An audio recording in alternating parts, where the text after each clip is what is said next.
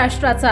नमस्कार, मी सुद्धा संध्याकाळमध्ये आपलं सगळ्यांचं स्वागत। पुण्यात भोर तालुक्यात वेदनादायी आणि संतापजनक घटना घडली आहे। 4 वर्षीय मुलीवर अत्याचार करून तिची दगडाने ठेचून 65 वर्षीय व्यक्तीने हत्या केली।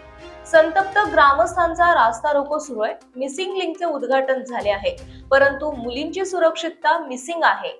मुख्यमंत्री साहेब, कृपया याला कनेक्टिंग कायदे करून ही प्रवृत्ती आता ठेचून काढायची वेळ आली। पीडितांना न्याय मिळत नसेल तर खरोखरच आरोपी जनतेच्या ताब्यात द्या, कडक कारवाई करा, तरच या घटना थांबतील, असे तृप्ती देसाई यांनी म्हटलंय। नसरापूरमध्ये 4 वर्षाच्या चिमुरडीला जे आहे तिच्यावर अत्याचार केला गेलाय आणि तिला जे आहे ते दगडाने ठेचून हत्या करण्यात आलेली आहे आणि तो नराधाम जो आहे तो 65 वर्षाचा आहे। ही प्रवृत्ती का वाढत चालली आहे? अशी प्रकरणं होतात पण त्याच्यात न्याय जो आहे तो पीडितांना मिळत नाही। फास्ट ट्रॅक कोर्टामध्ये लवकर निर्णय लागत नाहीत आणि आता ग्रामस्थ जे आहेत ते आरोपीला अटक जरी झाली असली तरी आरोपीला ताब्यात द्या म्हणून पुणे बंगळुरू हायवे जे आहे तो अडवून बसलेले आणि माझ्यासारख्या सामाजिक कार्यकर्त्याची एक आई म्हणून जी आहे ती माझी मागणी आहे की अशा आरोपींना ताब्यातच द्या।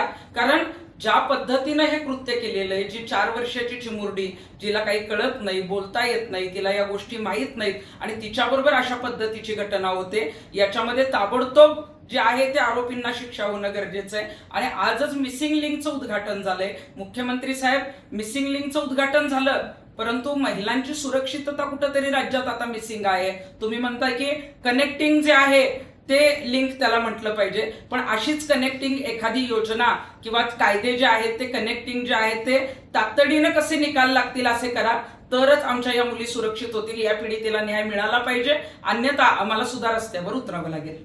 ताज्या आणि महत्त्वपूर्ण बातम्या पाहण्यासाठी आजच आमच्या संध्या लाईव्ह न्यूज चॅनलला YouTubeवर सबस्क्राईब करा आणि बेल आयकॉन प्रेस करा।